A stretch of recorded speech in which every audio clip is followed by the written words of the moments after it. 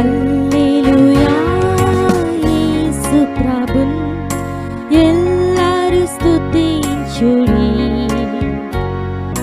వల్లభుని చర్యలను తిలకించి స్తుతించుడి. 40వ అధ్యాయం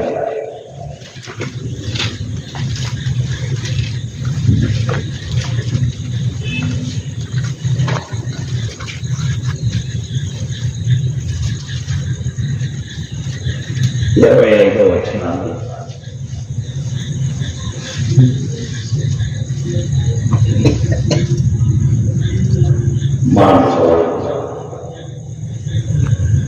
నీవు ఎక్కడో సమానమని మీరు నన్ను ఎవరికి సాక్షించగలరు పరిశుద్ధ దేవుడు అడుగుతున్నాడు. దేవుడు లేకుండా వారితో దీవించి ఆశీర్వదించమలా. దేవుని యొక్క వాక్యము సెలవిచ్చేదేమనగా దేవుడు మనుషులు దేవుడు అనేవాడు ఉన్నట్లయితే ఆ దేవుడు పరిశుద్ధుడై ఉన్నాడు. దేవుడుకున్న గుణ లక్షణాలు అతి ప్రాముఖ్యమైనది పరిశుద్ధ. దేవునికి ప్రేమ కూడా ఉంది. పరిశుద్ధుడైనటువంటి దేవుడు ప్రేమ కలిగినటువంటి వాడు, ప్రేమమయుడు. అదే సమయంలో పరిశుద్ధుడు కూడా. ఇలా ఇది దేవుని యొక్క స్వభావ లక్షణం. లేఖనాలు అందుకే ఆ పరిశుద్ధులైన దేవుడు ప్రజలను అడుగుతున్నాడు, నేను ఇతనితో సమానుడనని మీరు నన్ను ఎవరితో సాటి చేయలేరు అని పరిశుద్ధుడు అడుగుతున్నాడు. కాబట్టి పిల్లరా, ఆ దేవుడితో సమానులు ఎవరు కూడా లేదు. ఈ పరిశుద్ధ దేవుడు ఉండే స్థలము భూమి మీద ఎక్కడా ఉండదు. ఇది ప్రవక్త యెషయా 57వ అధ్యాయం 15వ వచనం చదువుతుంటే, మహోన్నతుడు పరిశుద్ధుడు నిత్య నివాసి అయిన వాడు మహోన్నతమైన పరిశుద్ధ స్థలంలో నివసించేవాడు. పరిశుద్ధ స్థలాలలో నివసించేవాడు అనగా ఈ పరిశుద్ధ దేవుడు మహా ఉన్నతమైన పరిశుద్ధ స్థలాల్లో నివసిస్తాడు. ఇలా అంటే మానవునికి ఈ పరిశుద్ధ దేవుడు అందుబాటులో ఉన్నాడు. కాబట్టి దేవుని వాక్య ప్రకారం మనం చూస్తున్న సత్యం ఏంటంటే, మానవునికి ఈ పరిశుద్ధ దేవుడు అందుబాటులో ఉన్నాడు. ఇలా అందుకే పాపి అయినటువంటి మానవుడు దేవుని యొద్దకు చేరుట అనేది అసాధ్యమైన సంగతి. దేవుడు మానవుడిని సృష్టించినప్పుడు మానవుడిని దేవుడు యథార్థవంతుడిగానే సృష్టించాడు. అంటే మానవుడు దేవునితో సహవాసం చేయగలిగిన సమర్థతతో మానవుని కలిసి దేవునితో కలిసి మానవుడు జీవించగలిగే సమర్థతతో దేవుడు మానవుని సృష్టించాడు. అయితే మానవుడు తన స్వచిత్తానుసారంగా తన సొంత ఆలోచనలతో వివిధ తంత్రములను కల్పించుకున్నారు. ఇది ప్రసంగి గ్రంథంలో మనం చూసే సత్యమే. కాబట్టి దేవుడు మానవులను యథార్థవంతులుగా పుట్టించాడు, కానీ వారు వివిధ తంత్రములను కల్పించుకున్నారు. మానవునికి తంత్రములు కల్పించుకున్నట్టు చేతనవును, కానీ మానవునికి తంత్రములు కల్పించుకుని దేవుని యొద్ద నుండి సహవాసమును సంబంధమును ఎడబాటును కలిగి ఉండటం చేతనవుతుంది. కానీ మానవునికి దేవుని యొద్దకు చేరటం అనేది చేత కాదు. కాబట్టి పిల్లరా, దేవుని యొక్క గుణ లక్షణాలు మనం అడిగినప్పుడు ఎవరిని పడితే వారిని దేవుడిగా మనం పూజించాలి. మానవులు చూపించే ప్రతి వ్యక్తిని కూడా దేవుడుగా మనం వెంబడించాలి. దేవుని యొక్క గుణ లక్షణాలు మనకు అర్థమైతేనే వెంబడిస్తాం. ఇలా అందుకే వేదములో ఆయన గురించి మాట్లాడే సత్యం ఏంటంటే, బైబిల్ మాట్లాడే సత్యం ఆయన పరిశుద్ధులు అని చెప్తుంటే వేదములు మాట్లాడుతున్నాయి దేవుడు కామ క్రోధ మదము మోహము మత్సరము లేదు. కామము, క్రోధము, మోహము, మదము, మత్సరము లేని వాడిని దేవుడు అంటారు. ఈ లక్షణాలు కలిగిన వాడు దేవుడు కానే కాదు. ఈ లక్షణాలు కలిగి లేనివాడు కామ క్రోధ మదము మోహము మత్సరము కలిగి లేనివాడే దేవుడు. కలిగి ఉన్నటువంటి వాడు దేవుడు కాదు. ఎవరైనా దేవుడు అని పిలువబడుచున్న వ్యక్తి కామ క్రోధ మోహ మదము మత్సరాలు కలిగి ఉన్నట్లయితే అతడు దేవుడిగా పిలువబడటానికి అనర్హుడు. ఇది వేదాలు మాట్లాడే సత్యం. కాబట్టి ఈ మాటలను బట్టి మనం చూస్తున్నా దేవుడు పరిశుద్ధుడు అని మనకు అర్థమవుతుంది. మానవుడు ఎలాంటి వాడు అనేది మనం ఆలోచిస్తే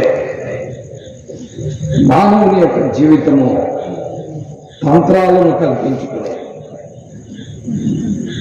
ఎవరు ఏది చెప్తే దాన్ని వినేది, ఎవరు ఎలా నడిపితే అలా నడిచేది, ఎవరు ఎలా ప్రోత్సహిస్తే అలా ప్రోత్సహించబడేదే మానవ జీవితం. అందుకే ఏదేను తోటలో ఆది మానవుడైన ఆదాము అపవాది ప్రేరేపిస్తే ఆ ప్రేరేపణకు లోబడి అతడు దేవుని యొక్క సహవాసాన్ని, దేవుని యొక్క సంబంధాన్ని, దేవుని సాన్నిధ్యాన్ని కోల్పోయాడు. మానవుని యొక్క స్వభావమే ప్రారంభం నుండి ఎవరు ఏది చెప్తే అది వినేటువంటి దుర్బలుడు మానవుడు. ఇలాంటి దరిద్రతలో మానవ జీవితము ఒకటి. మానవునికి ఆలోచించుకునే శక్తి లేదు. ఒక వ్యక్తి మనకు సలహాలు ఇస్తే ఈ సలహా వాస్తవమా, ఇది సత్యమా, నిజమా అని యోచించేటువంటి అంత సమయము లేదు. అలా యోచించగలిగిన సామర్థ్యత కూడా మానవునికి లేదు. అందుకే ఈనాడు మానవులు మానవ కల్పిత పద్ధతులను దైవోపదేశములుగా భావిస్తున్నారు. మానవ కల్పిత పద్ధతులు దైవోపదేశం. ప్రియా స్నేహితులారా, ఈనాటికి దేవుడి గురించిన అయోమయ స్థితి మానవ లోకములో కొనసాగించబడుతున్నారు. సత్యవంతుణ్ణి ఎరగలేని స్థితి మానవ జీవితంలో కనబడుతున్నది. మార్గమేదో తెలియని పరిస్థితి మానవ జీవితంలో కనబడుతున్నది. త్రోవలు, దేవుని గుర్చిన త్రోవ ఎరిగినటువంటి అంధత్వము మానవ జీవితంలో కనబడుతున్నది. ఈనాడు మనము ఆయా స్థలాల్లో చూస్తున్నప్పుడు, ఈ దినములో కూడా మనము చూసినప్పుడు మానవులు ఎంత అయోమయ స్థితిలో అంధులుగా, అజ్ఞానులుగా, బలహీనులుగా, మోసపూరితమైనటువంటి ప్రక్రియలకు గురైపోయి పాడైపోతున్న సంగతిని కనులారా మనం చూస్తున్నాం. పిల్లరా, ఇలాగున మానవ లోకంలో మతిమాలిన పనులు చేస్తూ, మతి చలించిన వారి వలె ప్రవర్తిస్తూ, సత్యవంతులైన దేవుని గురించిన అన్వేషణ లేక మనుషులు చూపించే మార్గాల్లో ప్రయాణం చేయొచ్చు అజ్ఞానులుగా బ్రతుకుతున్నటువంటి విద్యావంతులు లేకపోలేదు, ధనికులు కూడా లేకపోలేదు, అంతేకాదు జ్ఞానులు కూడా లేకపోలేదు. మానవ జీవితంలో వారు ఎంతో పెద్ద విద్య కలిగిన వారు అయోమయ స్థితిలో ఉన్నారు. అసలు దేవుని గురించిన కాన్సెప్ట్ ఏంటో ఎరగనటువంటి పనికి మాలిన దుర్బల స్థితిలో మానవ ప్రయాణం కొనసాగించాలి. పిల్లగా దీనికి కారణం మానవునిలో ఉన్న స్వయం, మానవునిలో ఉన్న జ్ఞానం, మానవునిలో ఉన్న స్థితిగతులు. అయితే మానవ జీవితము ఎలాగున కొనసాగించబడేటువంటిదే.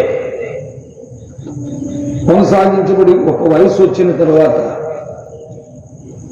ఏదో ఒక జబ్బు తనలోనికి ప్రవేశిస్తే, ఒక రోగం తనలోనికి ప్రవేశిస్తే, ఆ రోగానికి మందు దొరకనప్పుడు, ఆ రోగానికి పలు విధమైన ప్రయత్నాలు చేస్తూ నిరాశకి, నిస్పృహకు గురైపోతున్నప్పుడు అంతములో మానవుడు చేసే ప్రయత్నమే దేవుని గురించి. ఎందుకంటే తన డబ్బు అక్కడ పనికి రావట్లా, తన ఆస్తి అక్కడ పనికి రావట్లా, తన తెలివితేటలు అక్కడ పనికి రావట్లా, వైద్యులు ఇచ్చేటువంటి సలహాలు కూడా అక్కడ నిష్ప్రయోజనమయ్యాయి. ఇలాంటి పరిస్థితుల్లో వాడికి దేవుడు గుర్తొస్తాడు. అప్పుడు దేవుని వైపు చూడటానికి ప్రయత్నిస్తాడు. అప్పుడు కూడా ఎవరి దగ్గరికి వెళ్ళాలో తెలియని పరిస్థితి, ఎవరిని ఆశ్రయించాలో తెలియని పరిస్థితి, అంధత్వముతో కూడిన, అజ్ఞానంతో కూడిన జీవితం. దీనికి కారణాలు మానవుల్లో ఉన్న పాప స్వభావం. ప్రియా స్నేహితులారా, ఇలాగున్న పాపి అయిన మనుషులు సంకుచిత స్వభావము కలిగిన వాడు, సత్యాన్వేషణ లేనటువంటి వాడు, సత్య మార్గమును గురించిన అవగాహనను కలిగి దానిలో ప్రవేశించి నడవాలనే అభిప్రాయం లేనటువంటి వాడు, దుర్బలుడిగా కాలాన్ని గడుపుతూ చివరికి ఈ లోకాన్ని విడిచిపెడుతున్నారు. ప్రియా స్నేహితులారా, మానవ జీవితము అస్థిరమైనది. నీ విద్య నిన్ను కాపాడలేదు, నీ ఉద్యోగము నిన్ను కాపాడలేదు, నీ ఆస్తి నిన్ను కాపాడలేదు, నీ యొక్క పరిచయాలు నిన్ను కాపాడలేవు, నీకున్నటువంటి ఏ పరిస్థితి నిన్ను కాపాడలేదు. పిల్లలు, కాబట్టి దేవుడు పరిశుద్ధులైన దేవుణ్ణి కనుగొని కొరకాయ మానవుడు అన్వేషించవలసిన ఆవశ్యకత ఉన్నది. అయితే మానవులైన వారు మానవ కల్పిత పద్ధతులను అనుసరిస్తూ మోసపూరితమైన మార్గాల్లో తమ జీవితంలో కొనసాగించుకుంటున్న పరిస్థితులను మనం చూస్తూ ఉన్నాం.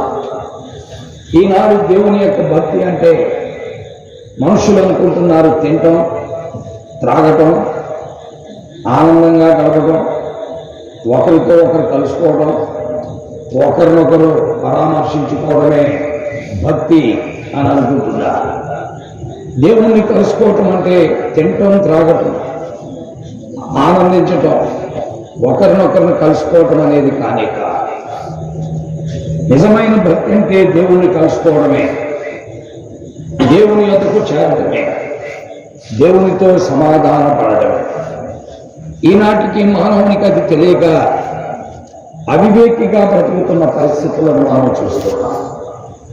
ప్రియమైన స్నేహితులారా, ఎప్పటికైనా ఆలోచించడం మంచిది.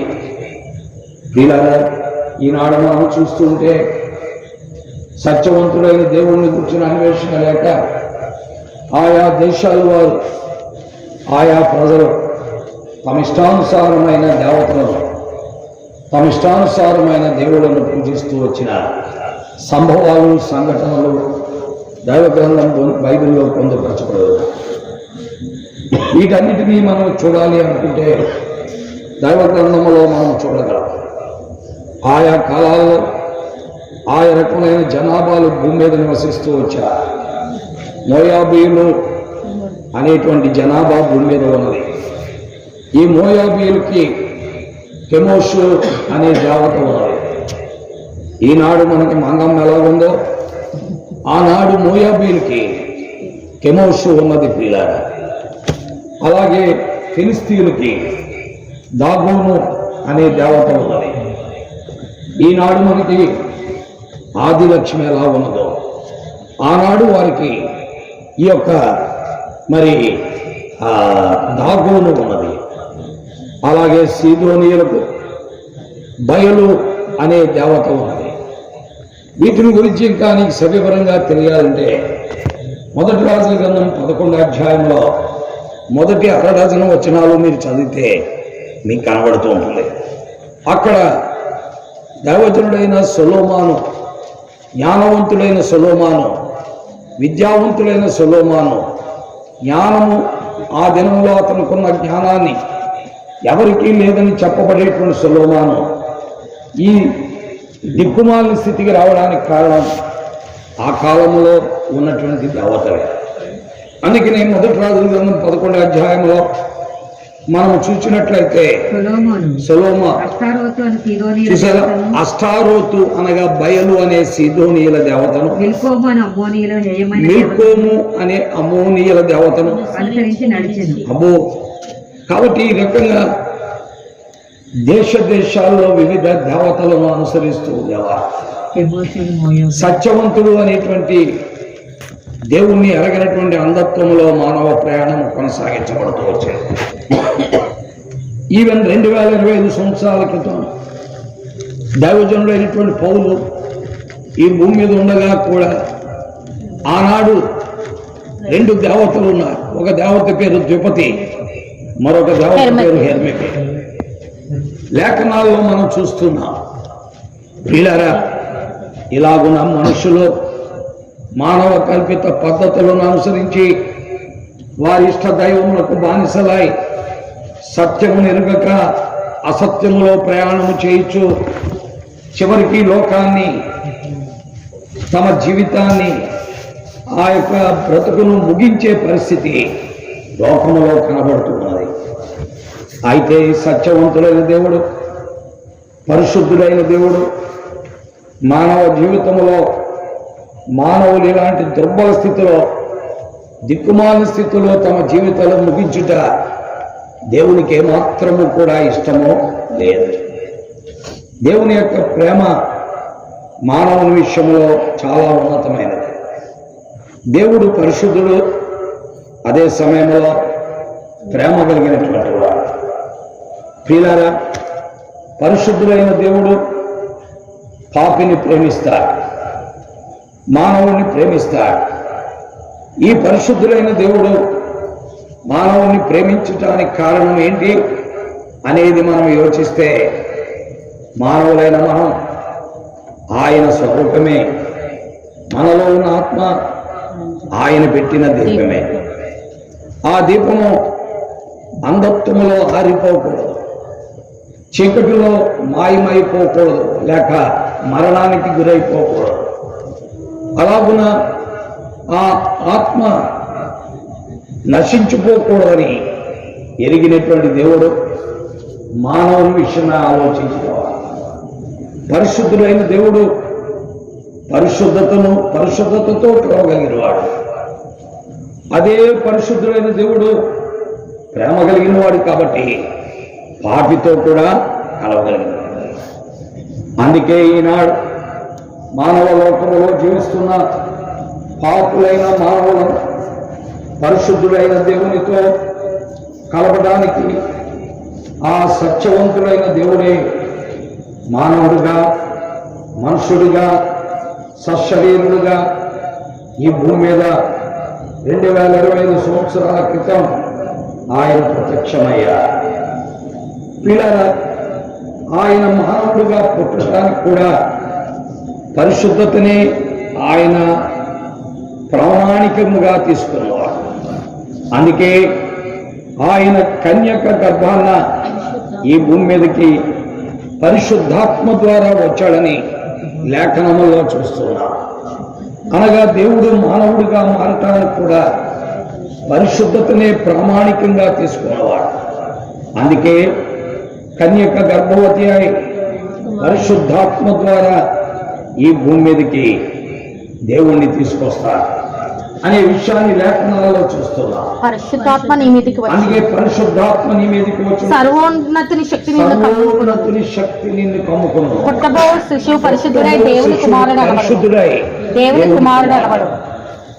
కాబట్టి మానవుని రక్షించడానికి, మానవుడిగా మారటానికి ఇష్టపడిన దేవుడు పరిశుద్ధతనే ప్రామాణికంగా తీసుకున్నాడు. అందుకొరకే ఆయన ఈ భూమి మీదకి పరిశుద్ధుడుగానే వచ్చాడు. అందుకే లూకాసు వార్త 1వ అధ్యాయంలో మనం చూస్తుంటే ఆ స్త్రీ మరియమ్మతో ఆయన మాట్లాడాడు. పరిశుద్ధాత్మ నీ మీదకి వచ్చి, పరిశుద్ధాత్మ నీ మీదకి వచ్చాడు. సర్వోన్నతుని శక్తి నిన్ను కమ్ముకును. గనుక పుట్టబో శిశువు పరిశుద్ధుడై దేవుని కుమారుడు అనబడు. పరిశుద్ధుడై దేవుని కుమారుడు అనబడు. కాబట్టి పిల్లారా, మహోన్నతమైన స్థలాల్లో పరిశుద్ధులుగా నివసిస్తున్నటువంటి దేవుడు ఈ పాపభూయిష్టమైన లోకంలో కూడా మానవాకారంలో మనుషుడుగా పరిశుద్ధుడిగా ఉండటానికే ఆయన ఈ లోకంలోనికి వచ్చారు. ప్రియులారా, ఆ విధముగా దేవుడు మానవుడైనాడని లేఖనాలు మాట్లాడుతున్నారు. వీటిని గురించి ప్రియులారా, వేదాలలో దేవునికి సహస్రనామాలు ఉన్నాయి. దేవునికి సహస్రనామాలు అంటే 1000 నామాలు కలిగిన వాడు దేవుడు. ఈ 1000 నామాల్లో టాప్ 10 మొదటి 10 నామాలు చాలా ప్రాముఖ్యమైనవి. అందులో ఒకటి ఓం శ్రీ కన్యసుతాయ నమః అని మనం చదువుతున్నాం. ఓం శ్రీ కన్యసుతాయ నమః అంటే, ఓ దేవా, నీవు కన్యక గర్భాన పుట్టినందుకు వందనములు. ఓం శ్రీ బ్రహ్మపుత్రాయ నమః, ఓ దేవా, నీవు దేవుని కుమారుడుగా జన్మించినందుకు నీకు వందనాలు. ఓం శ్రీ దరిద్ర నారాయణ నమః అంటే, ఓ దేవా, నీవు ధనవంతుడు అయింది దరిద్రుడిగా భూమి మీదకు వచ్చినందుకు నీకు వందనాలు. ఓం శ్రీ పంచగాయాయ నమః అంటే, ఓ దేవా, మానవ రక్షణార్థమై పాపైన మానవుణ్ణి పరిశుద్ధులతో కలపడానికి, పరిశుద్ధులతో ఐక్యం చేయడానికి పంచగాయములు పొందినటువంటి వాడా నీకు స్తోత్రాలు. ఈ రీతిగా వేదాల్లో దేవునికి కలిగిన సహస్రనామాల్లో ప్రాముఖ్యమైన 10 మనం చూస్తూ ఉన్నాం. పిల్లరా, ఈ విధముగా ఆ దేవుడు భూమి మీదకి మానవుడిగా వచ్చాడు.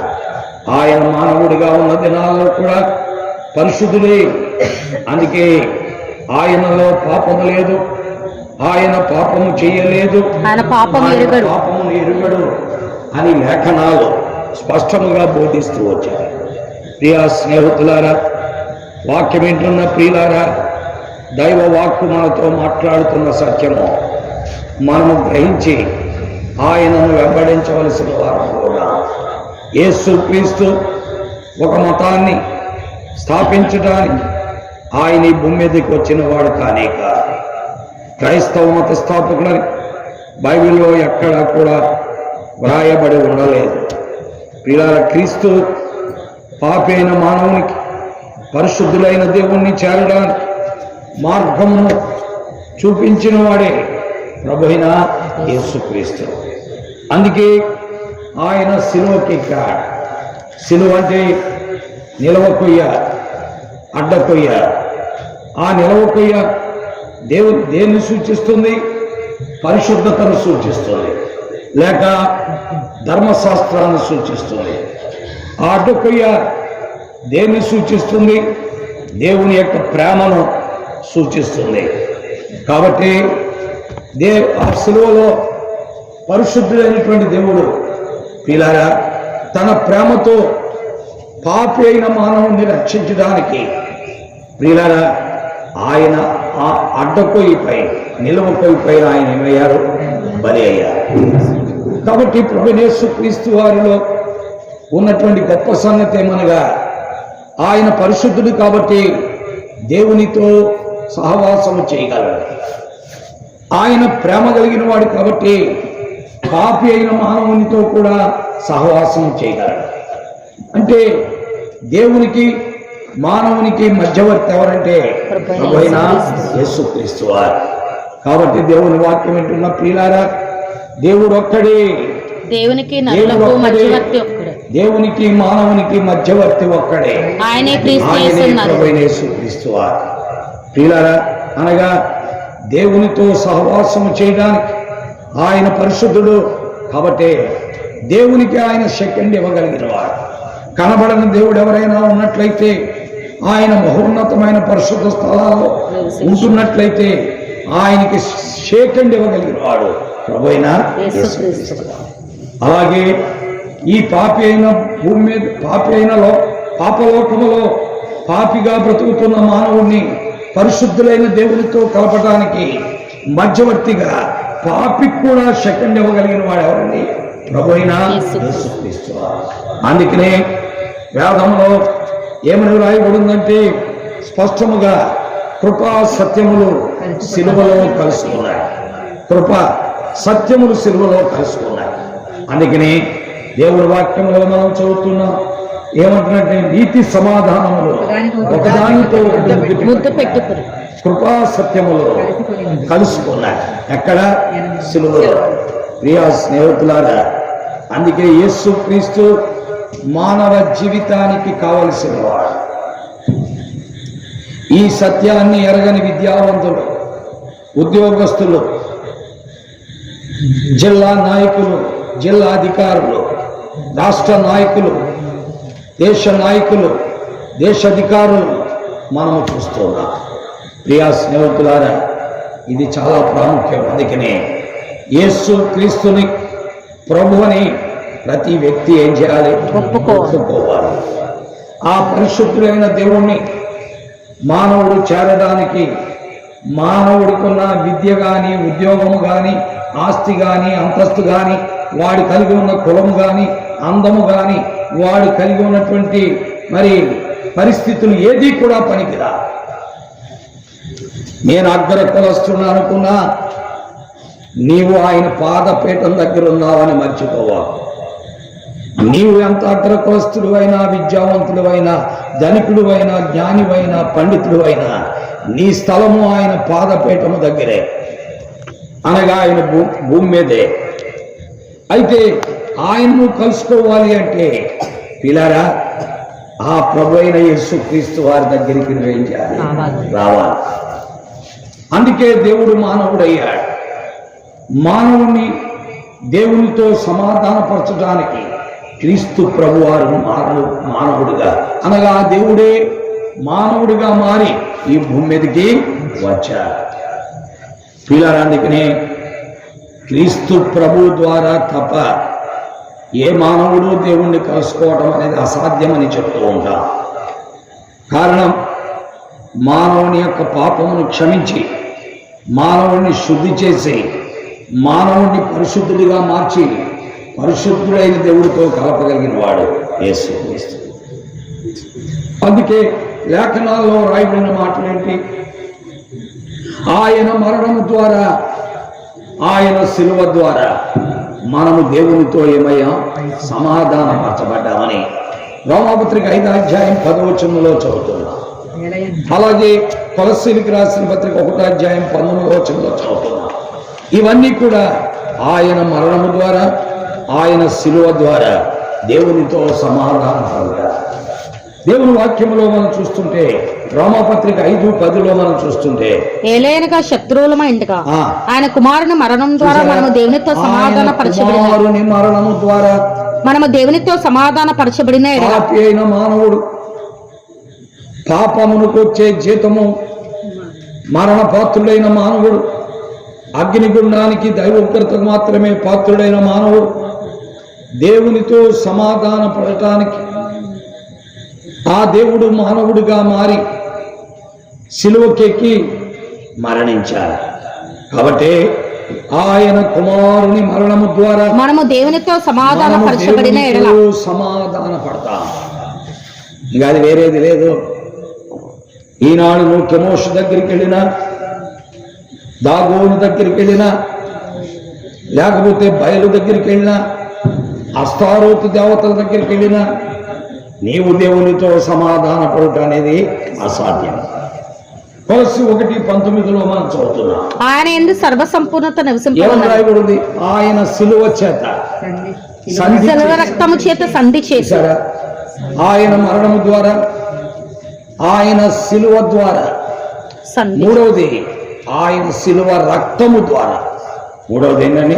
ఆయన శిలువ రక్తము ద్వారా దేవునితో మనం సమాధాన పడగలం. ప్రియా స్నేహితులారా, పాపి అయిన నీవు పరిశుద్ధులైన దేవుణ్ణి కలుసుకోవడానికి ఈ మూడే అవసరం. శిలువ మీద మరణించిన క్రీస్తు, శిలువలో రక్తము చెందించిన క్రీస్తు. ఇవి లేకపోతే నీవు దేవునితో సమాధాన పడుట అనేది అసాధారణమైన సంగతి, లేక అసాధ్యమైన సంగతి. కాబట్టి వాక్యంలో మనం చూస్తున్నాం. అలాగున ప్రభు అయిన యేసు క్రీస్తు వారు దేవునికిని మానవునికిని మధ్యవర్తిగా శిలువలో కార్యము చేసినటువంటి వారు. ఎవరు ఆయన యందు విశ్వసించగలరో వారు మాత్రమే పరిశుద్ధులుగా తీర్చబడతారు. అందుకే దేవుని వాక్యములో ఈనాడు మానవ జాతిని ప్రభు పిలుస్తున్నారు. ప్రయాసపడి భారం మోసుకుంటున్న సమస్త జనులారా నా యొద్దకు రండి అని పిలుస్తున్నాడు. దేని కొరకు అంటే నీ జీవితమును మార్చి, నేను పరిశుద్ధుడిగా చేసి, నీ పాపమును క్షమించి, నా రక్తములో నిన్ను కడిగివేసి, నిన్ను పవిత్రుడిగా దేవునితో సమాధానపరచుడు కొరకే నేను నిన్ను పిలుస్తున్నాను. కాబట్టి పిల్లారా, ఆ ప్రభు ద్వారా మాత్రమే అది జరుగుతుంది. అందుకే కొరింథీయులకు రాసిన 1వ పత్రిక 1వ అధ్యాయం 2వ వచనంలో మనం చూస్తున్న సత్యం అదే కదా. ఏమని రాయబడి ఉంది?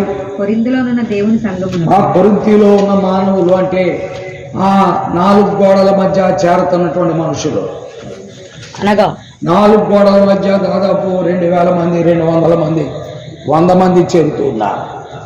వీరందరికీ ఉత్తరము రాస్తూ ఏమంటున్నాయంటే, దేవుని వాక్యములో మనం కొరింథీలో ఉన్న దేవుని సంఘమునకు అనగా క్రీస్తు యేసునందు పరిశుద్ధపరచబడిన వారై.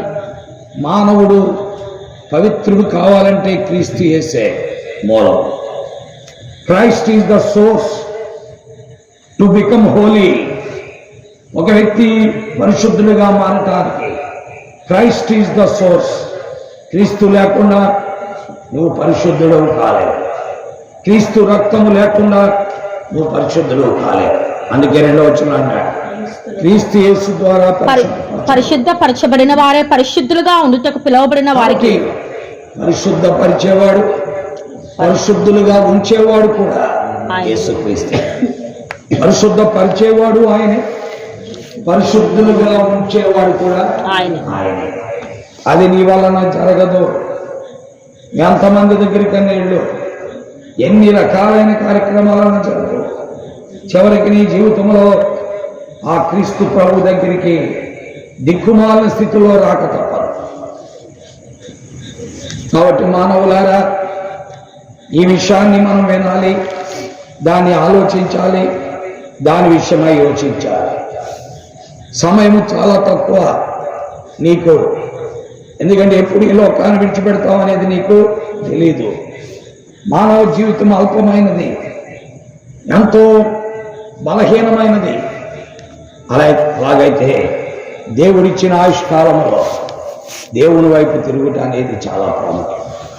మనుషులైనటువంటి వారు ఈనాటికి దేవుని యొద్దకు రాలేక ధర్మ కర్మ వస్త్రములను కప్పుకుంటూ నీతిమంతులుగా కనబడాలని ఆలోచిస్తున్నారు. ధర్మ కర్మ వస్త్రములు సంస్కారములు వస్త్రాలను కప్పుకున్న ఎప్పటికీ నువ్వు పరిశుద్ధులవు కానేరవు. ఏ రోజుకి నువ్వు పరిశుద్ధులు కాలేదు. ప్రియులారా, ఉదాహరణకి నేనున్నాను. చాలా మంది విద్యార్థులకు భోజనాలు పెట్టినా, వాళ్ళకి బట్టలు కుట్టించినా, వాళ్ళ కాలేజీలు ఫీజులు కట్టినా, వాళ్ళు ఒక స్థితిలోనికి రావడానికి ప్రయత్నించినా దేవుని రాజ్యమును చేరుట అనేది అసాధ్యం. దేవుని రాజ్యమును చేరాలంటే యేసుక్రీస్తు ప్రభు యొక్క శిలువ రక్తమే, ఆయన ద్వారా తప్పుకోదు. అందుకే ఎఫెసీ 2:13 మనం చదువుతున్నాం. ఏమని రాయబడింది చదవండి. ఎఫెసీయులకు రాసిన పత్రిక 2:13 ఆయనను మునుపు దూరస్తులైన మీరు ఇప్పుడు క్రీస్తు యేసునందు క్రీస్తు రక్తము సమీపస్తులైన. దేవుడంటే అరగని వారు, దేవుడంటే తెలియని వారు, పరిశుద్ధత అంటే అరగని వారు, పవిత్రత అంటే తెలియని వారు ఇప్పుడు దేవునికి సమీపంగా రావాలి అంటే క్రీస్తు యేసునందు క్రీస్తు రక్తము ద్వారా మాత్రమే అది సాధ్యం. మరి ఎవరి ద్వారా కూడా అది సాధ్యము కాదు. నీవెన్ని ప్రయత్నాలు చేసినా కుదరదు. నీ కులము నిన్ను గర్విష్ఠుడిగా చేస్తుంది, నీ ఆస్తి నిన్ను గర్విష్ఠుడిగా చేస్తుంది, నీకున్న పలుకుబడి నిన్ను గర్విష్ఠుడిగా చేస్తుంది, నీకున్న అందచందాలు నిన్ను గర్విష్ఠుడిగా చేస్తాయి, నీకున్న లాభాలు నిన్ను అహముతో నింపుతాయి తప్ప దేవునితో మాత్రం నిన్నేం చేయలేవు, సమాధానపరచాలి. వాక్యం వింటున్నటువంటి ప్రియులారా, ఆలోచన చేయవలసిన ఆవశ్యకత నీకు ఉన్నది. ఈనాడు భూమి మీద ఇప్పటికే నువ్వు పాడైపోయావు. మానవుల సలహాలు విని దేన్ని పడితే దాన్ని వెంబడిస్తున్నావు, దేన్ని పడితే దానిపై ఆధారపడుతున్నావు, దేన్ని పడితే దాని కొరకే పరుగులెడుతున్నావు. ఈ భూమి మీద అజ్ఞానంతో బ్రతుకుతున్నావు, అవివేకంతో బ్రతుకుతున్నావు. నీ జీవితము అంతలో కనబడి అంతలో మాయమయ్యేదని ఎరుగక ఈనాడు మనం జీవిస్తున్నాం. ప్రియమైన వాళ్ళారా, అందుకే దేవుని వాక్యము నీకు బ్రతిమలాడి చెప్పేది, నీలో జీవముండగా, నీవింకా ఊపిరుండగా, మాట్లాడుతూ ఉండగా, అటు ఇటు అడుగులు వేస్తూ ఉండగా ఆ సత్యవంతుడైన క్రీస్తు వైపు నీవు తిరగాలనేదే ఆ దేవుని యొక్క ప్రముఖమైన ఉద్దేశం. ప్రియులారా, అలాగున కొంతమంది బిడ్డలకు సువార్త ప్రకటించబడుతూ వచ్చింది. అలాగున సువార్త ప్రకటించబడుతూ వచ్చినప్పుడు వారు ఆలోచించారు. అలా ఆలోచించిన వారిలో ఒక అమ్మాయి ఉంది. ఆ అమ్మాయి భర్త చనిపోయాడు. ఆ అమ్మాయి భర్త చనిపోయినా దేవుని సువార్త విన్నది, దేవుని వాక్యం విన్నది. క్రీస్తు ద్వారా తప్ప, క్రీస్తు రక్తము ద్వారా తప్ప, క్రీస్తు శిలువ ద్వారా తప్ప నా జీవితంలో వేరే దిక్కు లేదు అనుకున్నది. ఆమె అప్పటికి కెమోష్ అనే దేవతను పూజిస్తున్నది. మోయాబులో ఉన్నది. కెమోషును ఆరాధిస్తూ, కెమోషును పూజిస్తూ, కెమోష్ కొరకై ఎన్నో కార్యకలాపాలు, బహుశా జాతరలు కూడా చేసిందేమో మనకు తెలియదు. ఇలాగ చేస్తూ తిరిగినటువంటి స్త్రీ ఆ తర్వాత క్రీస్తు సువార్త విని కెమోషును పక్కన పడేసి, యేసు క్రీస్తు సత్యవంతుడు, ఆయన నిజమైన దేవుడు, ఆయన పరిశుద్ధుడు, నా కొరకు భూమి మీదకి వచ్చిన వాడు, నా జీవితమును దేవునితో కలపగలిగిన సమర్థుడు, నిత్య మహిమకు చేర్చగలిగిన వాడు ఆయనే అని ఆ ప్రభువుని నమ్మినటువంటి వ్యక్తే రూతు. మోయాబీయురాలైనటువంటి రూతు, అన్యురాలైనటువంటి రూతు, కెమోష్ అనే దేవతను అనుసరించుచున్న రూతు, దేవుడెవరో ఎరిగినటువంటి రూతు, దేవుని మార్గమేదో తెలియనటువంటి రూతు ఈ రోజున ఆ దేవునితో సంబంధము కలిగి యేసుక్రీస్తు వంశావళిలో చేర్చబడినది. యేసుక్రీస్తు వంశావళిలో చేర్చబడినది. ప్రియా స్నేహితుడా, సహోదరి, మన జీవితాల్లో ఆ ప్రభు యొక్క వంశావళిలో నువ్వు చేర్చబడాలి అంటే దేవుని సువార్తను నువ్వేం చేయాలి? నమ్మాలి. దేవుని సువార్తను నువ్వేం చేయాలి? నమ్మాలి. ఇలాగా ఆయన సువార్తను నమ్మి, ఆయన సువార్త అంటే ఏంటి? ఆ క్రీస్తును కూర్చి ప్రకటించే వాక్యము, ఆ క్రీస్తు మార్గమును కూర్చి ప్రకటించే వాక్యమును నమ్మి ఎవరు విశ్వసిస్తున్నారో వారు ఆ ప్రభుని ఏం చేస్తున్నారు? వెంబడిస్తూ ఉన్నారు. ఇలాగా అలాగున ఆ స్త్రీని ప్రభువుని లోనికి వచ్చినటువంటిది మరొక స్త్రీ ఉన్నది దేవుని వాక్యంలో. ఆమె మాసిదోనియా ప్రాంతంలో తుయితైర పట్టణస్థురాలు. ఫిలిప్పి అనేటువంటి ప్రదేశంలో మాసిదోనియా ప్రాంతంలో తుయితైర పట్టణస్థురాలు. ఆమె ఓదారంగు పొడుని అమ్ముకుంటూ బతుకుతున్నటువంటి స్త్రీ.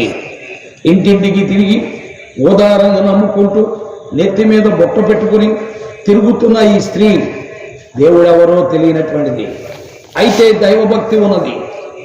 దేవుడెవరో తెలియనటువంటి స్త్రీకి దైవభక్తి ఉన్నది. దైవభక్తి ఆమెని దేవుని సన్నిధిలో కూర్చోబెట్టింది.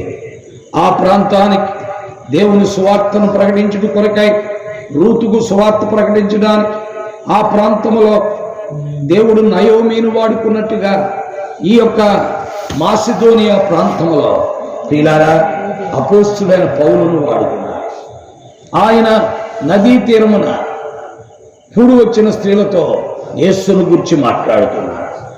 క్రీస్తును గురించిన సందేశాన్ని వారికి బోధిస్తూ ఉంటే ఆ సమయంలో ఈ స్త్రీ 16వ అధ్యాయంలో అక్కడికి చేరి ఏం చేస్తుందంటే దేవుని వాక్యాన్ని వింటూ వచ్చి క్రీస్తు రక్తము ద్వారా, క్రీస్తు ద్వారా పవిత్రపరచబడి పరిశుద్ధపరచబడి దేవుని సంతానంలో చేరినటువంటి స్త్రీ ఎవరండి? లూదియా.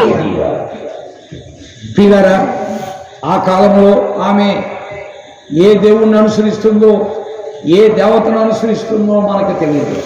ఎందుకంటే ఆ తుయితైర పట్టణంలో, ఆ మాసిదోనియా ప్రాంతంలో, ఆ ఫిలిప్పి ప్రదేశంలో ఎలాంటి పరిస్థితిని ఆమె కలిగి ఉందో మనకు తెలియదు. అయితే ఆమె సత్యవంతుడైన దేవుని దగ్గరికి వచ్చింది. ఆ సత్యవంతుడైన దేవుణ్ణి ఆమె ఏం చేసింది? అంగీకరించింది.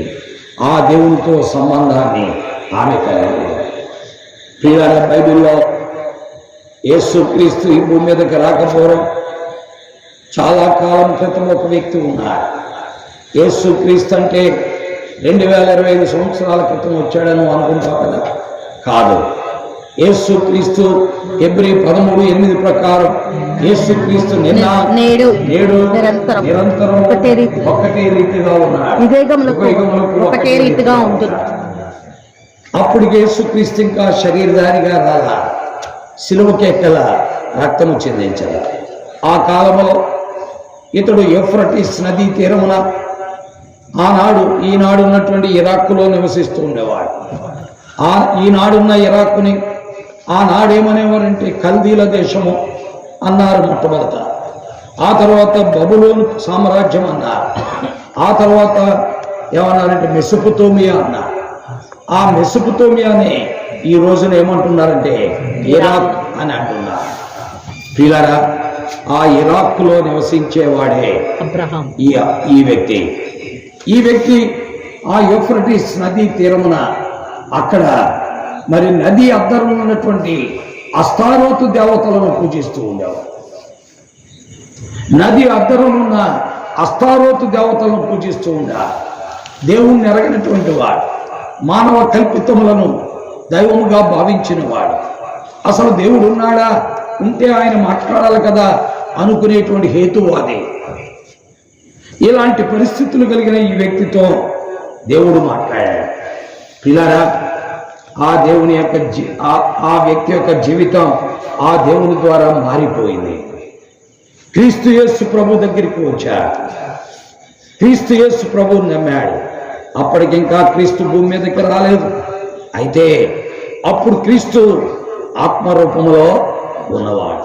యేసు క్రీస్తు నిన్న నేడు నిరంతరం ఒకటే రీతిగా ఉన్నాడు.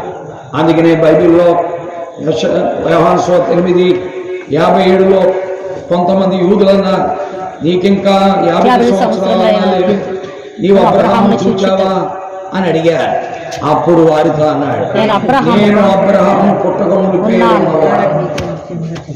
ఇలా యేసు క్రీస్తు ఆది నుండి ఉన్నటువంటి దేవుడు, యుగయుగాలకి ఆయనే దేవుడు. ఈనాడు ఈ దేవుళ్ళు అనబడేవారు ఈనాడు మానవుడు కల్పించిన పద్ధతులు. ఈనాడు వీటిని మానవుడు అనుసరిస్తూ సత్యవంతుడైన దేవుడు ఎరుగక అలాగే కాలం గడుపుతూ చివరికి లోకాన్ని విడిచిపెట్టి మరణపాత్రుడై దైవోగ్రతకు గురై ఏమైపోతున్నాడంటే ఆ యొక్క భయంకరమైన శిక్షకు గురైపోతున్నాడు. పిల్లారా, ఇలాంటి వారు ఎలాంటి స్థితికి వెళ్ళిపోతారో కొరింథీ దశలకు రాసిన మొదటి పత్రిక 2వ అధ్యాయంలో మనము చూస్తూ ఉన్నాం. దశలకు రాసిన మొదటి పత్రిక 2వ అధ్యాయంలో చూస్తుంటే వీరి గురించి స్పష్టముగా వ్రాయబడింది. ఏమని వ్రాయబడింది దేవుని వాక్యములో మనం చూడగలం. ఏమంటున్నాడు చదవండి. 2వ అధ్యాయంలో మనం చూస్తున్నట్లయితే అక్కడ రాయబడిన మాట స్పష్టముగా ఉన్నది. ఏమంటున్నాడు చదువుదాం. 10వ వచనం. మేము విశ్వాసమైన పుట్టించు సమస్త మోసముతో నశించుచున్న వారిలో సాతాను కనపరచబడను అనుసరించున్నది. ఇందుచేత సత్యమును నమ్మక దుర్నీతి అందు అభిలాష గల వారందరూ శిక్ష పొందుడికై అబద్ధమును నమ్మనట్లు మోసం చేయ శక్తి. దుర్నీతి చేత సత్యమును నమ్మక స్వార్థను ఎదిరించి ఈనాడు మానవ కల్పిత పద్ధతులను అనుసరించే వారికి దైవోగ్రత తప్పదు, అగ్నిగుండము తప్పదు, అగ్ని ఆరదు, పురుగు. ఇది మనం చెప్పట్లే, అక్కడ అపోస్తలుడైన పౌలు చెప్తున్నాడు. 11వ వచనం చదవండి. ఏమి రాయబడింది? దుర్నీతి చేత సత్యమును నమ్మక అభిలాషణ గల వారందరూ. ఆ దుర్నీతి చేత సత్యమును నమ్మక అభిలాష గల వారందరూ. దుర్నీతి యందు అభిలాష గలవారు. దుర్నీతి చేత సత్యమును నమ్మక దుర్నీతి యందు అభిలాష గలవారందరూ శిక్షావిధి పొందుటకై అబద్ధమును నమ్మునట్లు మోసం చేసే శక్తిని దేవుడు వారికి. పిల్లల అపవాది అబద్ధాన్ని నమ్మేటట్లు చేసేస్తారు. వారు అబద్ధాన్ని నమ్మి అబద్ధాన్ని వెంబడించేటట్లు చేస్తుంది. అందుకనే చెట్ల చాటుకు పోతారు. అందుకే చెట్ల చాటుకు వెళ్ళి గంజాయి తాగుతారు, తాగుడు తాగుతారు, తల్లిదండ్రులను మోసగిస్తారు, అక్రమాలు చేస్తారు, అనేక రకాలైన దురలవాట్లలో పడిపోతారు, చివరికి ఈ లోకాన్ని విడిచిపెడతారు. ఇవన్నీ మనం చెప్పట్ల, దైవ వాక్యం చెప్తుంది, బైబిల్ గ్రంథం మాట్లాడుతుంది. దుర్నీతి చేత సత్యమును ఏం చేస్తున్నారు? నమ్మనటువంటి వీళ్ళందరి మీద ఏం జరుగుతుందో 18వ వచనంలో రోమాపత్రిక 1వ అధ్యాయం 18వ వచనంలో చెప్పారు.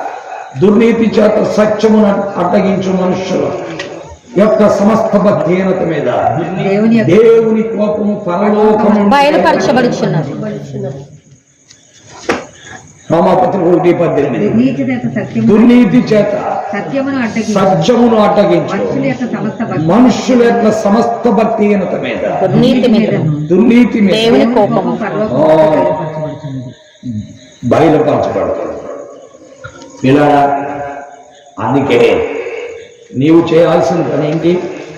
పరిశుద్ధుడైన దేవుడు తను తాను రక్షించుకుని మానవుడిగా భూమి మీదకి వస్తే ఆ పరిశుద్ధులైన దేవుణ్ణి నువ్వు కలిగి ఉండటానికి, ఆ పరిశుద్ధులైన దేవుణ్ణి నువ్వు వెంబడించటానికి దేవుడు ఏర్పరిచిన మార్గము యేసుక్రీస్తు అయి ఉంటుండగా ఆయన్ని కాదనుకుని నీ జీవితంలో ఎప్పటికీ పరిశుద్ధుడైన దేవుడిని నువ్వేం చేయలేవు. అందుకే దైవజనుడైన అపోస్తుడైనటువంటి యోహాను రాసిన మొదటి పత్రిక 5వ అధ్యాయం 20వ వచనంలో ఏమన్నాడో మనం చూస్తున్నాం. చదవండి. మనము సత్యవంతుడైన వాణిని ఎరుగవలనని. నేనే చదువుతా. మనము సత్యవంతుడైన వాడిని ఎరుగవలని దేవుని కుమారుడు వచ్చి మనకు వివేకం అనుగ్రహించున్నాడు. మనం దేవుని కుమారుడైన యేసుక్రీస్తునందు ఉన్నవారమై సత్యవంతుని అందున్నాం. ఆయనే నిజమైన దేవుడు, నిత్యజీవుడు. కాబట్టి పిల్లారా, ప్రభు అయిన యేసుక్రీస్తునందు ఉండటమే పరిశుద్ధుని యందు ఉండటం, సత్యవంతుని యొద్దకు రావడం. కాబట్టి ఆలోచించుకుందాం. కంగారేమీ లేదు. మత మార్పిడి కాదు, మతంలో కలుపుకోవడానికి చేసే ప్రయత్నం కూడా కాదు. కేవలం నువ్వు దేవుని తట్టు తిరగడానికి దేవుడిచ్చే సదవకాశాన్ని సద్వినియోగం చేసుకో. ఈ రాత్రి నీవే లోకాన్ని విడిచిపెడితే ఎక్కడికి వెళతావు? క్రీస్తును నమ్మేవా? క్రీస్తును ఎరిగావా? క్రీస్తు రక్తంలో కడగబడ్డావా? క్రీస్తు నిన్ను పరిశుద్ధపరిచాడు. నీకు నువ్వు దేవునికి మధ్య క్రీస్తు ద్వారా సమాధానం ఏర్పడిందా? అలాగైతే నువ్వు ధన్యుడు. ఒకవేళ అది కాకపోతే నీ జీవితం ఎంతో దుర్భరం, ఎంతో దిక్కుమాల స్థితికి వచ్చేసి. కాబట్టి నిర్ణయాలు నీవే. ఉన్న చోటున ఉన్న పాటున ప్రభు దగ్గరికి రా. ఇప్పటికే పాడైపోయా, ఇప్పటికే నష్టపోయా, ఇప్పటికే కీడులో పడ్డా, ఇప్పటికే ఆ రకమైన వ్యసనములతో ఎడవబడుతున్నా, ఇప్పటికే మనశ్శాంతి లేకుండా బతుకుతున్నా. మనశ్శాంతి కొరకై ఏవో తాత్కాలికమైన కృత్రిమమైనవి తీసుకుంటున్నా, అయినా నీకు నిద్ర పట్టట్లా. అందుకనే సమాధులలో వాసం చేసేవాడు అనుకున్నా. ప్రియా స్నేహితుల, ఆలోచించుకో. ప్రభు అయిన యేసుక్రీస్తు దగ్గరికి రా. ఆయనతో చిన్న ప్రార్థన మనవి చేయి. ఆ ప్రభువు దగ్గరికి రా. నన్ను సృష్టించిన వాడు నీవే, నా కొరకు భూమి మీదకు వచ్చిన వాడు నీవే, నా కొరకు సిలువకి ఎక్కిన వాడు నీవే, నా కొరకై శిక్ష అనుభవించిన వాడు నీవే. ప్రేమామయుడు అయిన నిన్ను ఎరుక అందులుగా బతుకుతున్నా. నాకు నిన్ను నమ్మకపు శక్తి దయచేయి, నిన్ను వెంబడించుటకు శక్తి దయచేయి, నీ కొరకే బ్రతుకునే శక్తి దయచేయి.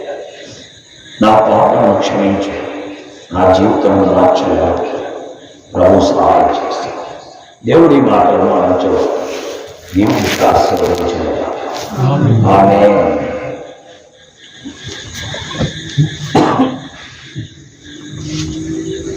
ప్రార్థిస్తాను.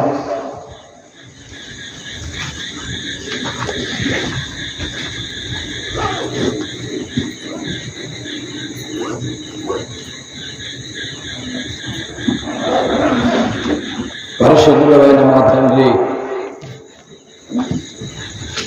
జీవమైనటువంటి మా దేవ, జీవాధిపతి,